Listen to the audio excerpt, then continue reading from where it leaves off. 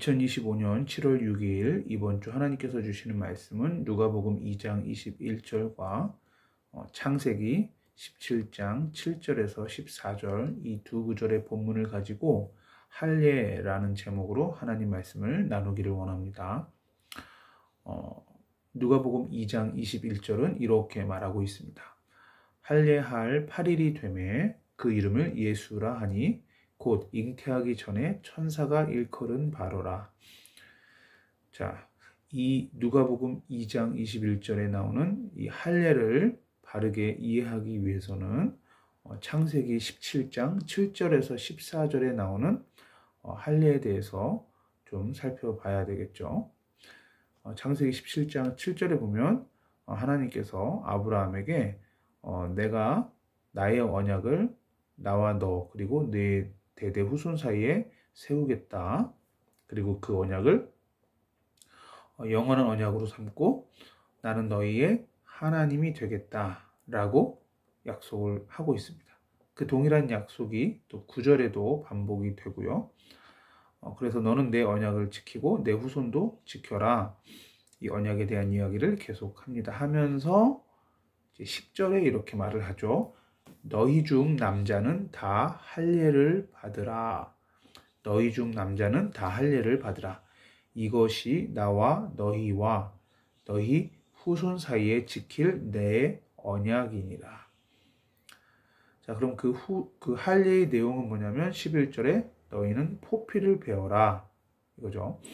그러니까 남자의 생식기에 포피를 베는 것, 그것이 할례인데 이것을 할 때 나와 너는 언약 관계를 맺고 유지할 수 있다라는 겁니다.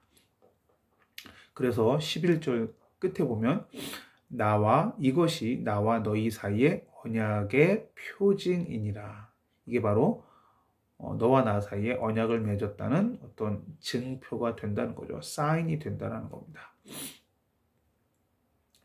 그래서 구체적인 할례를 어떻게 행해야 될지에 대한 구체적인 이야기가 또 17장 12절에 기록이 되어 있습니다. 너희의 대대로 모든 남자는 집에서 난 자나 또는 너희 자손이 아니라 이방 사람에게서 돈으로 산 자를 막론하고 난 지 8일 만에 할례를 받을 것이라. 그래서 언제 할례를 받아야 된다고요? 태어난 지 8일째 되는 날에 할례를 받으라 라고 성경은 기록하고 있습니다. 오늘 본문에서 누가복음 2장 21절의 본문에서 예수님께서 할례를 받으시는 이 장면이 바로 이 창세기 17장 12절에 기록된 난지 8일 만에 할례를 받으라는 약속에 근거한 것이죠. 그래서 창세기 17장 12절에 태어난 지 8일 만에 할례를 받으라 라고 말을 했기 때문에 누가복음 2장 21절에 예수님이 8일째 되는 날 할례를 받게 되는 것입니다. 자, 이런 면에서 볼 때는 예수님은 구약의 모든 율법을 철저하게 준수하시고 그렇게 함으로써 율법을 이루시고 율법의 완성이 되시기 위해서 오셨습니다. 그 율법을 완성하시고 이제는 새로운 구원의 길을 열어주시려고 오셨죠. 당신 자신이 희생 제물이 되셔서 십자가에 피 흘려 죽으심으로 인류가 죄값을 대신 해결할 수 있는 예수를 통해서 인류의 죄값을 대신 해결하는 길을 열어주신 거죠. 왜냐하면 그 어떠한 인간도 율법을 온전히 지켜서 구원을 얻을 육체가 없기 때문에 그렇습니다. 자, 그런데 이 할례의 언약에서 우리가 꼭 기억해야 될 것이 하나 있는데 그것이 바로 창세기 17장 13절입니다. 자, 창세기 17장 13절은 무엇이라 이야기하느냐? 너희 집에서 난 자든지 너희 돈으로 산 자든지 할례를 받아야 하리니 이에 내 언약이 너희 살에 있어 영원한 언약이 되려니와. 이게 중요한 겁니다.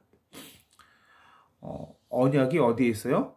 너희의 살에 있다. 그래서 영원한 언약이 된다라는 거죠. 14절은 이런 할례를 받지 아니한 사람은 즉 그 포피를 베지 아니한 자는 백성 중에서 끊어지리니 그가 내 언약을 배반하였음이니라. 즉 이렇게 할례를 행하지 않는 것은 바로 언약을 배반하는 행위고 그러므로 하나님과의 관계가 깨어지는 행위라는 것입니다. 자, 그럼 도대체 왜 이렇게 할례를 하나님은 중요시 여겼느냐? 바로 언약을 기억하는 것이 목적이었습니다. 어떻게 기억하게 만들죠? 바로 그 힌트가 13절에 있습니다. 13절 다시 한번 보시면 내 언약이 너희의 어디에 있느냐? 살에 있다 라고 표현하죠. 자, 언약을 살에 새긴다라는 것입니다. 마치 뭐와 같냐면 문신을 하면은 그것은 살에 배겨 있기 때문에 계속 보이지요. 그런 것처럼 남자의 생식기의 포피를 자른 것이 베어낸 것이 할례이기 때문에 남자의 생식기를 바라볼 때마다 이 언약을 기억하게 되는 것이죠. 자, 정상적인 성인 남자는 하루에 6번에서 7번 정도는 화장실에서 소변을 본다고 합니다. 이것은 그냥 일반적인 통계 자료이죠. 이렇게 소변을 보기 위해서 화장실에 갈 때마다 어떻게 해야 되죠? 남성분들은 자연스럽게 본인의 생식기를 쳐다볼 수밖에 없습니다. 보통 남자 화장실의 소변기를 보시면요. 뭐가 있냐면 조그만 벌레를 하나 그려 넣습니다. 그러면 남자들은 보통 목표 지향적이기 때문에 그 그려진 벌레를 향해서 소변을 발사합니다. 즉 그렇게 하는 이유는 뭐냐면 소변을 그 화장실 바닥 주변에 흘리지 말라라는 의미죠. 청소하기 좋기 위해서 그렇게 그 벌레 하나씩을 다 그려 놓습니다. 그렇게 목표를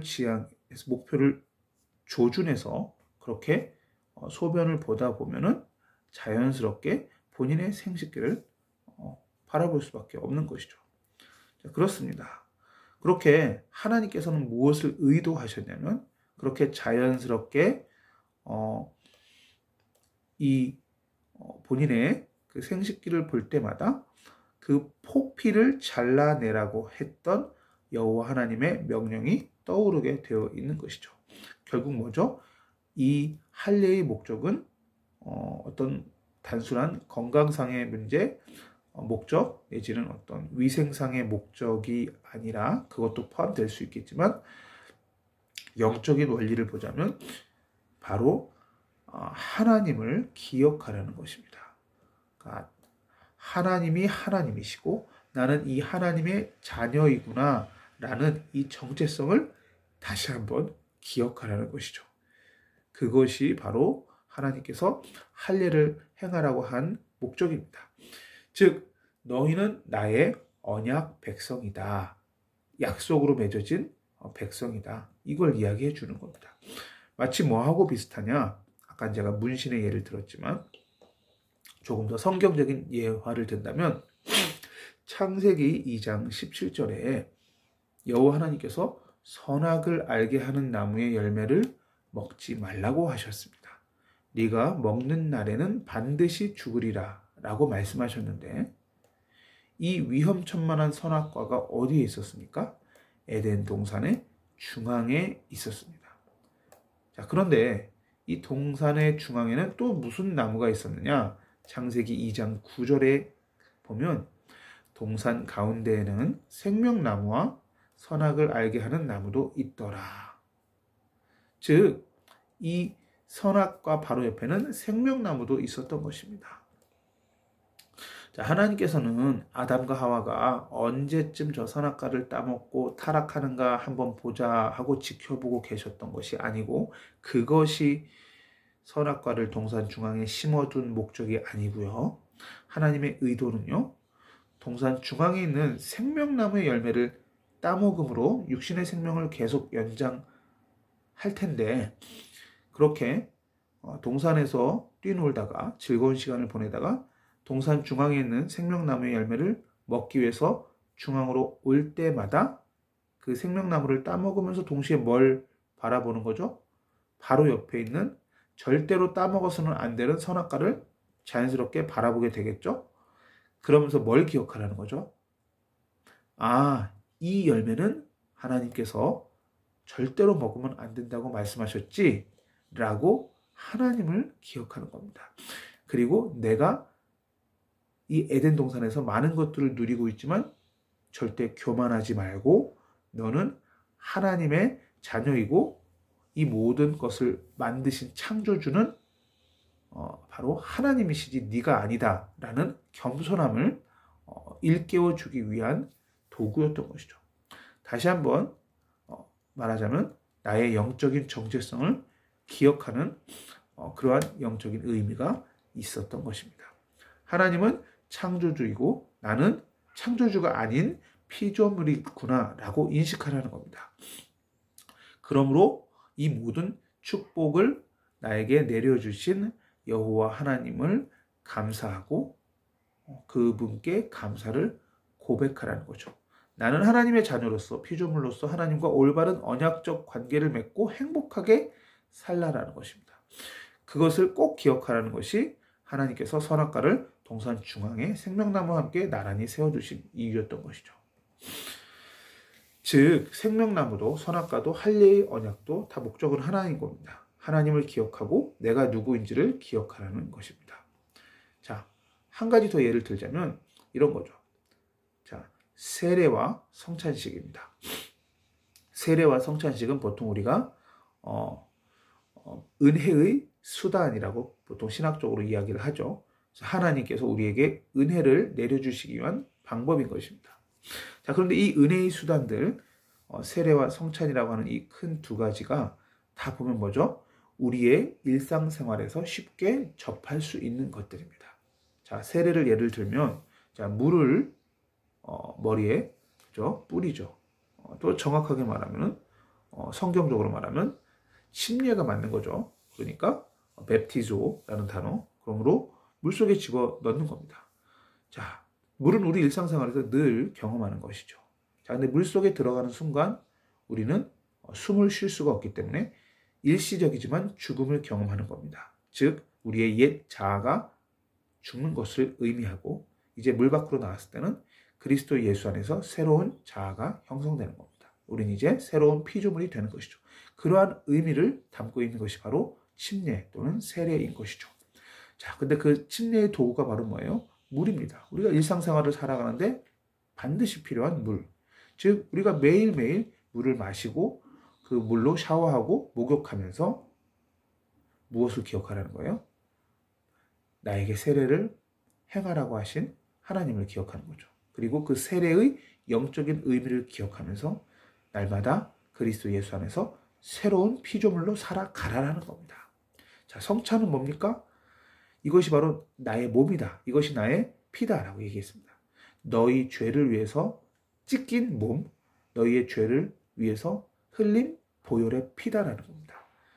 자, 몸을 형성화하기 위해서 무엇을 먹어요? 떡 또는 빵을 찢어 먹죠. 자, 지금은 그냥 다 잘라진 것을 그냥 먹지만 원래의 성경적 의미는 큰 빵 덩어리를 한 조각씩 떼는 겁니다. 찢는 거죠. 그걸 찢을 때 어떤 의미가 이제 포함되어 있는 거예요? 이 찢겨지는 빵처럼 예수님의 몸도 내 죄 때문에 찢기셨구나. 그걸 기억하라는 겁니다. 그 빵의 촉감을 느끼면서 찢으면서 찢어지는 그 촉감을 느끼면서 동시에 예수님의 찢기신 몸을 생각하라는 겁니다. 나를 위해서 찢기신 그 몸. 자, 그리고 그 잔을 마시면서 뭐예요? 그 잔의 그 내용물이 내 목을 통과할 때, 내 식도를 통과할 때 느껴지는 그 느낌 있지 않습니까? 그 액체의 느낌. 그것을 느끼면서 뭘 생각하라는 거예요? 아, 이것이 바로 내 죄를 위해서 흘리신 예수님의 보혈의 피로구나. 이렇게 찢기시고 피 흘리셔야만 해결될 만큼 나의 죄가 심각한 문제였구나. 이렇게 창조주 하나님이 사람의 모습으로 오셔서 이렇게 몸이 찢기시고 피를 흘려야만 해결될 수 있을 만큼 내 죄가 심각한 문제였구나 라고 깨달으라는 겁니다. 그렇게 함으로써 예수님이 나를 위해서 행하여 주신 십자가 사건을 꼭 기억하라는 것이죠. 그것이 바로 성찬의 목적이고 세례의 목적입니다. 생명나무의 목적이고 선악과의 목적이고 할례의 목적인 것입니다. 성경은 이렇게 도처에 우리가 쉽게 기억할 수 있는 일상생활의 도구들을 활용하여서 예수 그리스도 복음을 기억하라고 하나님은 우리에게 그렇게 쉬운 복음을 허락하여 주셨습니다. 꼭 공부를 잘해서 서울대를 나오고 하버드대를 나와야만 이해할 수 있는 복음이 아니라 초등학교만 나온 사람도 심지어 초등학교를 들어가지 않은 미취학 아동조차도 이해할 수 있는 쉬운 복음을 하나님은 우리에게 제시해 주셨다는 겁니다. 그래야 누구든지 그 복음을 듣고 죄의 용서함 받고 구원받고 믿음으로 구원받고 하나님 자녀가 되고 천국 백성이 되고 영생을 얻을 것 아니겠습니까? 그죠? 자, 오늘 또 두 번째 큰 주제로 자, 이렇게 할례를 이제 예수님 행하셨는데 또 할례의 영적 의미를 우리가 생각해 보았는데 큰 두 번째로 그런데 정작 우리는 이 할례를 행함으로써 구원을 받는 것은 아니에요. 그럼 어떻게 구원받죠? 우리는 행함이 아닌 예수 그리스도를 믿음으로 구원을 받는 것입니다. 가장 대표적인 성경 구절 갈라디아서 2장 16절은 이렇게 말합니다. 사람이 의롭게 되는 것은 율법의 행위로 말미암음이 아니요 오직 예수 그리스도를 믿음으로 말미암는 줄을 우리도 그리스도의 알므로 우리도 그리스도 예수를 믿나니 이는 율법의 행위로서가 아니고 그리스도를 믿음으로써 의롭다함을 얻으려 함이라. 율법의 행위로서는 의롭다함을 얻을 육체가 없느니라. 자, 에베소서 2장 15절도 뭐라고 말해요? 법조문으로 된 계명의 율법을 폐하셨으니 이는 이 둘로 자기 안에서 한 세 사람을 지어 화평하게 하시고. 자, 예수님은 율법을 폐하셨는데 율법과 그죠? 복음을 그죠? 자기 안에서 하나의 세 사람으로 만들어서 율법을 폐하시고 복음으로 새로운 길을 여신 거죠. 마태복음 5장 17절 18절에도 이렇게 말합니다. 내가 율법이나 선지자를 폐하러 온 줄로 생각하지 말라. 폐하러 온 것이 아니라 완전하게 함이라. 예수님께서 율법의 요구를 다 이루심으로 완전하게 율법을 완성하시고 요한복음 19장 30절에는 다 이루었다라고 표현하셨죠. 예수께서 신 포도주를 받으신 후에 이르시되 다 이루었다 하시고 머리를 숙이니 영혼이 떠나가시니라. 여기서 다 이루었다는 헬라어 원문으로 보면 테텔레스타이라고 합니다. 테테, 티읕, 그죠? 트트 같은 단어가 두 번 반복됩니다. 이것은 헬라어에서요 완료형 시제가 됩니다. 자, 헬라어에서의 완료형 시제의 가장 중요한 의미는 뭐냐면 과거에 어떤 시점에 진행됐던 사건이 그 효과가 지금 현재에도 지속 중이다라는 뜻입니다. 그러므로 예수님께서 십자가에서 다 이루신 그 사건이 지금도 그 효과가 유지되는 겁니다. 십자가에서 죄를 용서하시고 죽음을 이기시고 부활하신 그 복음이 효과가 지금도 우리에게 적용되므로 지금도 예수를 믿는 모든 사람은 죄 용서함 받고 죽음을 이기고 영생을 얻을 능력이 부여되는 것입니다. 자, 예수님의 십자가의 죽음은 예기치 못했던 순교가 아니라 그분께서 이 땅에 오신 목적 자체였죠. 즉 우리는 살다 보면 죄의 값으로 필연적인 죽음을 맞이하지만 죄가 없으신 예수님은 죄인인 우리의 죄값을 대신하여 죽기 위해서 태어나신 겁니다. 왜냐하면 그 길 이외에는 우리를 구원할 방법이 없기 때문입니다. 하나님께서 우리의 죄를 용서하시는 근거는 오직 십자가의 대속뿐입니다. 예수님께서는 십자가에서 우리의 모든 죄에 대한 하나님의 모든 진노를 온몸으로 다 받아주셨습니다. 그래서 마지막 순간 다 이루었다 테텔레스타이라고 외치는 그 순간에 온 세상의 모든 죄의 대속을 완성하신 것입니다. 역사상 가장 위대한 사건은 예수님께서 십자가에서 대속을 이루심으로써 인류가 죄로부터 구원받을 길을 여신 일입니다. 이것이 바로 역사상 가장 위대한 사건이죠. 그분께서 다 이루었다라고 하신 것은 바로 그 구원의 길이 완성되었음을 선포하신 것입니다. 누구든지 성령님께서 죄를 깨우쳐 주시면 십자가에 못 박히신 예수님께 쏟아졌던 이 하나님의 진노가 바로 자신에게 쏟아져야 할 진노라는 것을 깨닫게 되면서 자신의 죄를 회개하고 예수님을 믿게 되는 것이죠. 이렇게 믿게 되는데 성령 하나님께서 또 깨닫게 해주시는 겁니다. 하나님께서는 인간을 사랑하시지만 인간의 죄를 미워하시고 그 죄를 엄중히 처벌하십니다. 그래서 예수님의 십자가에는 하나님께서 죄를 얼마나 미워하시며 죄에 대해서 얼마나 진노하시는지, 그리고 또한 우리를 얼마나 사랑하시는지가 함께 나타나 있습니다. 그러면서도 십자가에서는 죄에 대한 하나님의 진노와 우리에 대한 하나님의 사랑이 서로 충돌하지 않고 절묘하게 어우러지는 가운데 우리의 구원을 위한 완전한 대속이 이루어졌습니다. 그러므로 십자가는 하나님의 지혜입니다. 십자가 사건으로 말미암아 우리는 율법을 지켜서 받는 구원이 아니라 새로운 구원의 길, 즉 예수 그리스도를 믿음으로 말미암는 구원의 길을 얻게 되었습니다. 요한복음 14장 6절은 그래서 이렇게 말하죠. 예수께서 이르시되 내가 곧 길이요 진리요 생명이니 나로 말미암지 않고는 아버지께로 올 자가 없느니라. 결론으로 우리는 그러므로 육신의 할례가 아닌 마음의 할례를 받아야 됩니다. 우리는 아무리 육신의 할례를 행한다 할지라도 율법의 규례를 온전히 지키지 못하기 때문에 결국은 그 육신의 할례로는 구원받을 수가 없습니다. 그러므로 할례는 마음에 해야 된다라고 로마서 2장 29절에 기록하고 있습니다. 그러므로 우리는 어떻게 마음의 할례를 받습니까? 예수 그리스도를 믿고 성령의 세례를 받으면 우리는 마음의 할례를 받게 되는 것이죠.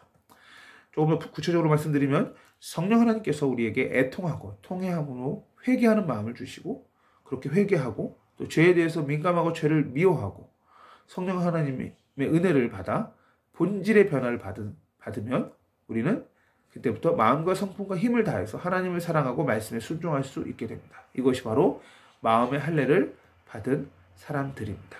신명기 10장 16절에도 뭐라고 말해요? 너희는 마음의 할례를 행하라. 신명기 30장 6절에도 뭐라고 말해요? 하나님께서 내 마음과 내 자손의 마음에 할례를 베풀어서 너로 하여금 마음을 다하여 뜻을 다하여 내 하나님 여호와를 사랑하게 하실 것이고 그렇게 함으로써 너에게 생명을 얻게 하실 것이다. 약속하고 있습니다. 자, 이 말씀 그대로 우리가 성령 충만하여 마음의 할례를 받고 날마다 주님과 동행하시기를 예수님의 이름으로 축원드립니다. 기도하겠습니다. 하나님, 우리가 육신의 할례가 아닌 마음의 할례를 받게 하여 주옵소서. 성령의 충만함을 받게 하시고 우리의 죄를 깨닫고 회개할 수 있도록 성령님께서 우리 마음을 조명하여 주옵소서. 십자가에서 우리의 모든 죄를 대신하여 죽으시고 다시 사신 우리의 구주 예수님을 늘 우리의 일상생활 가운데 기억하게 하여 주옵소서. 그리고 그분의 말씀에만 순종하고 그분과 동행하게 하여 주옵소서. 예수 그리스도의 증인으로 살아가게 하여 주옵소서. 예수님 이름으로 기도합니다. 아멘.